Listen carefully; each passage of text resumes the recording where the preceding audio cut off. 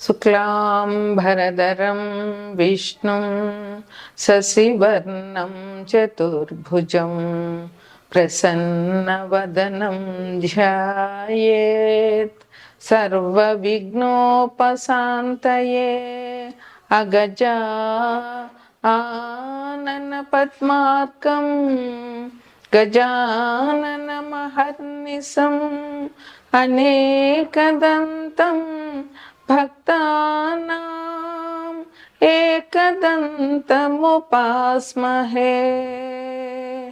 ఏకదంతముపాస్మహే. ఓం శ్రీ మహాగణాధిపతయే నమః. ఓం శ్రీ సరస్వత్యై నమః. ఓం శ్రీ మాత్రే నమః. మనం ఇప్పుడు ఫిబ్రవరి నెల అంటే మాఘమాసం యొక్క మాస ఫలితాలు చెప్పుకుంటున్నాము. జనవరి 29 అమావాస్య 29 నుంచి ఫిబ్రవరి 28 వరకు మాఘమాసం మొదలవుతుంది. ఈ మాఘమాసం చాలా విశిష్టమైనది.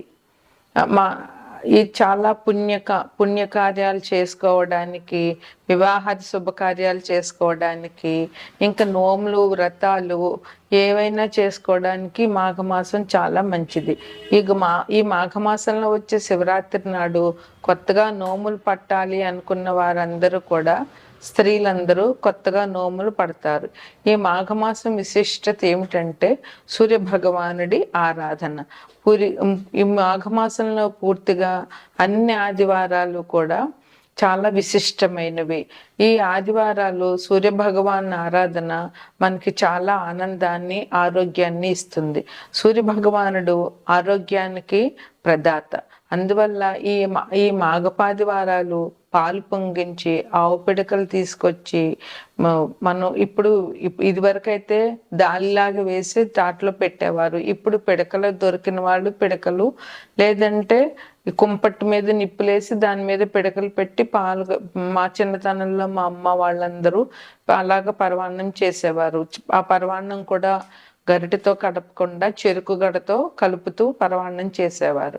ఇప్పుడు దొరికినంత వరకు చేయగలుగుతున్నారు. లేకపోయినా ఆవు పాలతో పరవాన్నం చేసి ఆ సూర్య భగవానుడికి నివేదన చేయడం వల్ల ఆయురారోగ్యాలు అందరికీ లభిస్తాయి. మనకి ప్రత్యక్షంగా కనిపించే దైవమే సూర్య భగవానుడు. ఆయన ఆరోగ్యాన్ని, ఆనందాన్ని అన్నిటినీ ఇస్తాడు. ఏ గ్రహం బాగుండాలన్నా ముందు సూర్యుడు బాగుండాలి. నవగ్రహాల్లోనూ సూర్య భగవానుడు మన జాతకంలో బాగుంటే అన్ని రకాల సౌకర్యాలు మనకి లభించుతాయనడంలో ఎటువంటి సందేహం కూడా లేదు. ఈ మాఘమాసం జనవరి 29 నుంచి మొదలయ్యి ఫిబ్రవరి 28 వరకు ఉంటుంది. ఈ మాఘమాసంలో 4 ఆదివారాలు మాఘపాదివారాలు అంటారు. అట్లాగే 4వ తారీఖున రథసప్తమి. ఈ రోజుని విశేషంగా సూర్య భగవాన్ని ప్రార్థించి రథం చేసి, తులసమ్మ దగ్గర ముగ్గులు పెట్టి రథం చేసి, చిక్కుడుకాయలతో రథం చేసి, చిక్కుడాకుల్లో పరవాన్నం నైవేద్యం పెట్టడం ఆచారంగా వస్తోంది. అట్లాగే ఈ మాఘమాసంలో 3వ తారీఖు అంటే 3/2/2025 వసంత పంచమి, సరస్వతీదేవి పూజ చేయాలి. ఆ రోజు సాధ్యమైనంత వరకు తల్లిదండ్రులు పిల్లల చేత సరస్వతీదేవి పూజ చేయించి తోచినంత నైవేద్యాలు పెట్టి పిల్లలకి పంచడం వల్ల సరస్వతి అనుగ్రహం పిల్లలకు కలిగి చదువు సంధ్యలు వారికి బాగా వస్తాయి. ఈ వసంత పంచమిని తల్లిదండ్రులు పిల్లల చేత పూజ చేయించడం వల్ల పిల్లలు అభివృద్ధిలోకి వస్తారు. ఈ మాఘపాడ్యం నుంచి గుప్త నవరాత్రులు, శ్యామలా గుప్త నవరాత్రులు మొదలవుతున్నాయి. ఇవి జనవరి 30 నుండి మొదలయ్యి ఫిబ్రవరి 7వ తారీఖు వరకు ఈ నవరాత్రులు చేయాలి. ఈ 9 రోజుల్లోనూ మనకి నవరాత్రుల్లో ఇది కూడా ఒక రకమైన నవరాత్రులు. ఈ నవరాత్రుల్లో సరస్వతీదేవి పూజ ప్రాధాన్యంగా చెయ్యాలి. మాతంగి అష్టోత్తరం కానీ, శ్యామల అష్టోత్తరం కానీ, లేదా శ్యామల షోడశనామాలతో అర్చన కానీ, అదంతా రాకపోతే సరస్వతీదేవి అష్టోత్తరం కానీ లేదా సరస్వతీదేవి సహస్రనామాలతో కానీ పూజ చేసి 9 రోజులు పిల్లల పుస్తకాలు దేవుడి దగ్గర పెట్టి తల్లిదండ్రులు పూజ చేయడం వల్ల పిల్లలు అభివృద్ధిలోకి వస్తారు. ఈ 9 రోజులు కూడా ఈ శ్యామలా గుప్త నవరాత్రులు కూడా ఈ మాఘమాసంలో చెప్పుకోదగినటువంటి మంచి పండుగ. ఇక అన్నిటికంటే ముఖ్యమైనది, చాలా విశిష్టమైనది మహాశివరాత్రి. అది ఫిబ్రవరి 26వ తారీఖుని మహాశివరాత్రి వచ్చింది. ఈరోజు శివుడిని పూజించడం వల్ల అందరికీ చాలా మంచి జరుగుతుంది. అన్ని దైవాల్లోకి శివ భగవానుడే ముఖ్యం. ఈయన్ని పూజ చేసి ఈయనకి అభిషేకం చేయడం వల్ల ఎటువంటి దోషాలున్న జాతకంలో అవన్నీ పూర్తిగా పోతాయి. శివ భగవానుడు సంకల్పించితే శివుడి ఆజ్ఞ లేనిదే ఏమైనా కుట్టదు అంటారు. మనకి ఏది జరగాలన్నా శివుడి ఆజ్ఞ ఉండాలి. అందువల్ల శివపార్వతులు ఈ లోకానికి తల్లిదండ్రులు. శివపార్వతులను పూజించడం వల్ల, శివుడికి అభిషేకాలు చేయడం వల్ల, భక్తితో ఓం నమ శివాయ అనే శివ పంచాక్షరి చేయడం వల్ల మనందరికీ కూడా చాలా మంచి జరుగుతుంది. జీవితంలో ఉన్న కష్ట నష్టాలన్నీ కూడా పోతాయి. అందువల్ల ఈ మహాశివరాత్రి నాడు పొద్దున్న ఉదయాన్నే లేచి గుడికి వెళ్ళి శివ దర్శనం చేసుకుని ఇంట్లో పూజ చేసుకుని రోజంతా ఉపవాసం ఉండి రాత్రి ఎవరి ఆనవాయితీని బట్టి వారు పండ్లో ఫలాలో ఏదైనా తీసుకుని రాత్రి జాగరణ చేయడం వల్ల ఈ మహాశివరాత్రి పుణ్యదినం జరుగుతుంది. అందువల్ల ప్రజలందరూ కూడా ఈ మహాశివరాత్రిని మంచిగా జరుపుని శివుని కృపకు పాత్రలవుతారని ఆశిద్దాం. తదుపరి రాశి మీనరాశి. మీనరాశిలో పూర్వాభాద్ర 4వ పాదము, ఉత్తరాభాద్ర 4 పాదాలు, రేవతి 4 పాదాలు ఉంటాయి. మీనరాశికి అధిపతి గురువు. గ్రహచలనాన్ని చూసుకుంటే మీనరాశిలోనే శుక్రుడు, రాహువు ఉన్నారు. అలాగే గురువేమో వృషభంలో ఉన్నారు, కుజుడేమో మిథునంలో ఉన్నారు, కేతు కన్యలో ఉన్నారు, మకరంలో రవి బుధులు ఉన్నారు. ఈ రవి ఫిబ్రవరి 13వ తారీఖు నుంచి మకరం నుంచి కుంభరాశి ప్రవేశం చేస్తారు. అప్పుడు అక్కడ రవి శనులు ఉంటారు. శని కుంభరాశిలో ఉన్నారు అంటే వీరికి వ్యయంలో శని భగవానుడు ఉన్నారు. అందువల్ల ఈ రాశి వారికి అంత మిశ్రమంగా ఉంటుందని చెప్పవచ్చు. అది చాలా సామాన్యంగా నడుస్తుంది ఈ మాసం. అదిగాక వీరికి వ్యయంలో శని భగవానుడు ఉన్నారు. ఈ మీనరాశి వారికి ఏలినాటి శని కూడా నడుస్తూ ఉంది. అది లగ్నంలో శుక్రుడు మంచివాడే, కానీ శుక్రుడు ఇక్కడ ఉచ్చలోనే ఉంటారు, కానీ రాహువు కూడా ఉన్నారు. అందువల్ల వీరు కొంచెం దైవారాధన బాగా చేయవలసిన అవసరం ఎంతైనా ఉంది. ఆరోగ్యం కావాలి అని అంటే సూర్య భగవానుడి ఆరాధన మించింది లేదు. అందువల్ల భాస్కరాదిత్యేత్ అన్నట్టు వీరు ఆరోగ్యం కోసం సూర్య భగవానుడి ఆరాధన ఈ మాసంలో చేయడం చాలా అవసరం. ఉద్యోగం వ్యాపారం చేసే వాళ్ళకి చాలా సామాన్యంగా నడిచిపోతుంది, ఎటువంటి ఇబ్బందులు ఉండవు. అయితే తగు జాగ్రత్తలతోటి వీరు చేయవలసిన అవసరం చాలా ఉంటుంది. ఉద్యోగం అయినా వ్యాపారం అయినా కూడా. విద్యార్థులకి స్ట్రెస్ అనేటటువంటిది తప్పదు. ఎందుకంటే విద్యార్థులకి ఈ ఫిబ్రవరి, మార్చి, ఏప్రిల్ అంటే ఇంకా యాన్యువల్ ఎగ్జామినేషన్స్, పోటీ పరీక్షలు, ఇక్కడ నుంచి ఇంకా 6 నెలల వరకు పరీక్షలు ఉంటాయి. అందువల్ల విద్యార్థులకి స్ట్రెస్ అనేటటువంటిది తప్పదు.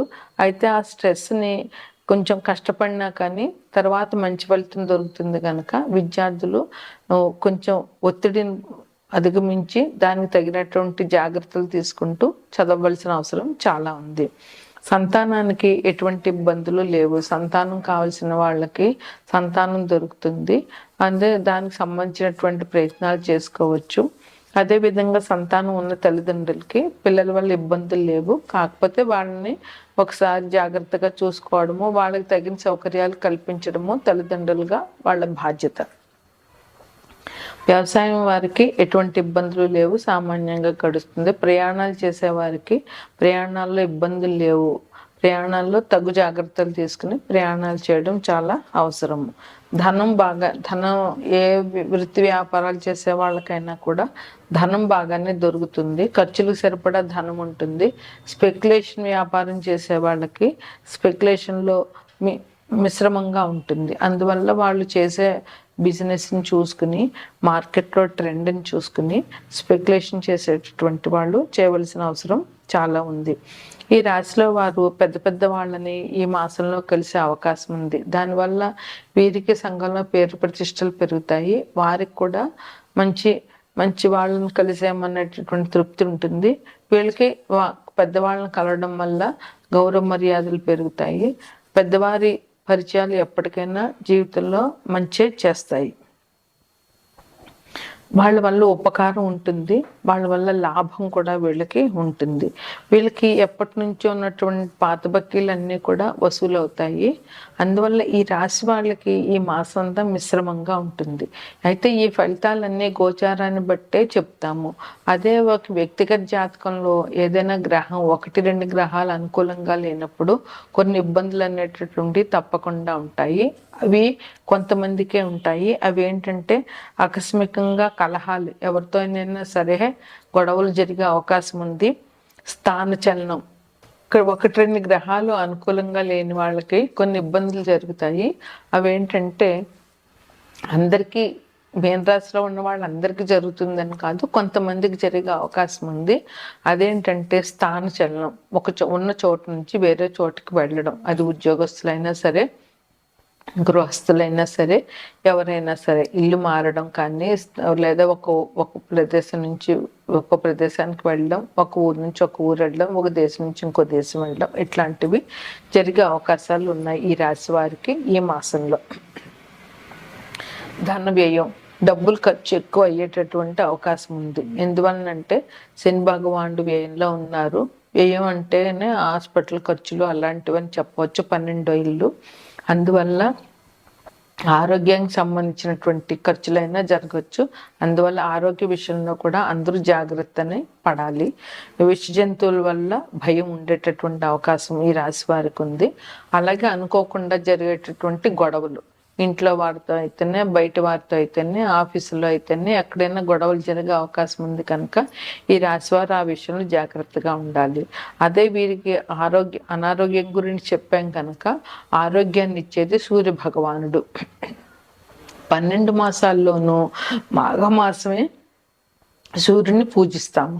అందువల్ల ఈ మాఘమాసంలో సూర్య భగవానుడి ఆరాధన అనేటువంటిది చాలా మంచిది. సప్తమి రోజున, మాఘపాది వారాల రోజున సూర్య భగవానుడి ఆరాధన చేయడము, అదేవిధంగా ఆదిత్య హృదయ పారాయణ చేయడము చాలా మంచిది. సూర్య భగవానుడు ఆరోగ్యాన్ని ఇస్తారు, సంఘన గౌరవ ప్రతిష్టలు ఇస్తారు, మంచి ఉద్యోగాన్ని ఇస్తారు. అసలు రవిగ్రహం అనుకూలంగా ఉంటే ఏ గ్రహమైనా కూడా మనకి బాగా పనిచేస్తుంది. అందువల్ల రవిగ్రహ అనుకూలం చాలా మంచిది. రవిగ్రహ అనుకూలంగా కావాలి అంటే ముఖ్యమైన పరిహారం అర్ఘ్యం ఇవ్వడము. సూర్యోదయానికంటే ముందే లేచి సూర్య భగవానుడికి అర్ఘ్యం ఇవ్వడం అనేటటువంటిది అందరూ, ప్రతి రాశి వారు, ప్రతి వ్యక్తి చేయడం చాలా మంచిది. అదేవిధంగా మహాశివరాత్రి రోజున శివునికి అభిషేకం చేయడము, శివ దర్శనము, ఓం నమ శివాయ పంచాక్షరి పారాయణ చేయడము చాలా ముఖ్యమైనది. సరస్వతీదేవి పూజ వసంత పంచమి రోజున చేయడం కూడా చాలా విశిష్టమైనదని చెప్పవచ్చు. అదేవిధంగా శ్యామలా నవరాత్రుల్లో ఆనవాయితీ ఉన్నవారు నవరాత్రులు చేయడము, లేదంటే సరస్వతీదేవి గుడికి వెళ్ళి అమ్మవారిని దర్శించడము ఈ రాశి వారికి చెప్పేటటువంటి ముఖ్యమైన పరిహారాలు.